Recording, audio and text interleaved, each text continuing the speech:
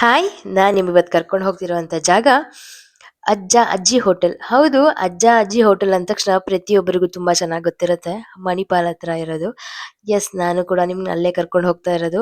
Seriously ಎಷ್ಟು ಖುಷಿ ಆಗುತ್ತೆ ಅಂದ್ರೆ, ಒಬ್ಬೊಬ್ಬರಿಗೆ ಮನೇಲಿ ಅಜ್ಜ ಅಜ್ಜಿ ಅನ್ನೋ ಪ್ರೀತಿ ಕೂಡ ಸಿಗಲ್ಲ. ಸೀರಿಯಸ್ಲಿ ಹೇಳ್ತೀನಿ, ಇದು ಹೋಟ್ಲ್ ಆಗಿರ್ಬೋದು, ಬಟ್ ನೀವುಗಳು ಯಾವುದೇ ಕಾರಣಕ್ಕೂ ಇದು ಹೋಟ್ಲ್ ಅಂತ ಫೀಲೇ ಮಾಡಲ್ಲ. ಯಾಕೆ ಅಂದ್ರೆ ವಯಸ್ಸಾಗಿರುವಂತ ಒಬ್ಬ ಅಜ್ಜ, ಒಬ್ಬ ಅಜ್ಜಿ ನಿಜವಾಗ್ಲೂ ನಿಮ್ಮ ಏನ್ ಹೇಳ್ತಾರೆ, ನನ್ನ ತಾಯಿ ಅಮ್ಮ ಇರ್ಬೋದು, ನನ್ನ ತಂದೆ ಅಪ್ಪ ಇರ್ಬೋದು ಅನ್ನೋ ಫೀಲ್ ಕೊಡ್ತಾರೆ. ಯಾಕೆ ಅಂದ್ರೆ ಪ್ರತಿಯೊಬ್ಬರನ್ನು ತುಂಬಾ ಚೆನ್ನಾಗಿ ಮಾತಾಡ್ಸಿ ಊಟ ಕೊಡ್ತಾರೆ.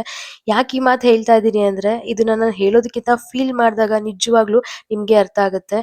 ತುಂಬಾ ರುಚಿಯಾಗಿ ಅಡ್ಗೆ ಮಾಡಿ, ತುಂಬಾ ರುಚಿಯಾಗಿ ಲೈಕ್ ಮಾತು ಕೂಡ ಅಷ್ಟೇ ರುಚಿಯಾಗಿರುತ್ತೆ. ಅಷ್ಟು ಮುದ್ದಾಗಿ ಮಾತಾಡ್ತಾರೆ. ಬಿಕಾಸ್ ನಾವು ಹೋದಾಗ ಹತ್ತತ್ರ 3:30, 4 ಗಂಟೆ ಆಗಿತ್ತು. ಬೆಳಗ್ಗೆಯಿಂದಾನೇ ಸ್ಟಾರ್ಟ್ ಆಗಿರುತ್ತೆ ಊಟ. ಬಟ್ ಆದ್ರೆ ಎಷ್ಟು ಜನ ಬಂದ್ರು ಆ ಪ್ರೀತಿ ಕೊಡ್ತಾರಲ್ವಾ, ಸೊ ಆ ಪ್ರೀತಿಗೆ ಬೆಲೆ ಅನ್ನೋದೇ ಕಟ್ಟಕ್ಕಾಗಲ್ಲ. ಆಕ್ಚುಲಿ ಇದು ರಿಯಲ್ ಅಡ್ರೆಸ್ ಬಂದ್ಬಿಟ್ಟು ಅಜ್ಜ ಅಜ್ಜಿ ಹೋಟೆಲ್. ಬಟ್ ಇದ್ರ ಹೆಸರು ಫಸ್ಟ್ ಗಣೇಶ್ ಪ್ರಸಾದ್ ಹೋಟೆಲ್ ಅಂತ ಕರಿತಾ ಇದ್ರು. ಬಟ್ ಆದ್ರೆ ಈಗ ಪ್ರತಿಯೊಬ್ರು ಅವ್ರು ತೋರ್ಸೋ ಪ್ರೀತಿಯಿಂದ ಗಳಿಸಿದಾಗ ಅದಕ್ಕೊಂದು ಇನ್ನೊಂದು ವ್ಯಾಯಾಮ ಬರುತ್ತೆ ಅಂತಾರಲ್ಲ ಹಾಗೆ. ನಿಜವಾಗ್ಲೂ ಅವ್ರ ಮುಗ್ಧತೆ ಎಷ್ಟು ಚೆನ್ನಾಗಿತ್ತು ಅಂದ್ರೆ, ಸಣ್ಣ ಮಕ್ಕಳಿಂದ ದೊಡ್ಡೋರ್ಗು ಅವ್ರು ಮಾತಾಡ್ಸೋ ರೀತಿ ಇದೆಯಲ್ಲ, ತುಂಬಾ ಖುಷಿ ಕೊಡುತ್ತೆ. ನಾನ್ ತೋರಿಸ್ತಾ ಇರುವಂತ ನಿಮಗೆ ಚೇರ್ ಇದೆಯಲ್ಲ, ಸತ್ಯನಾರಾಯಣ ಸ್ವಾಮಿ ಫೋಟೋ ಇದೆ. ಬಟ್ ಅದಕ್ಕೊಂದು ಕತೆ ಇದೆ.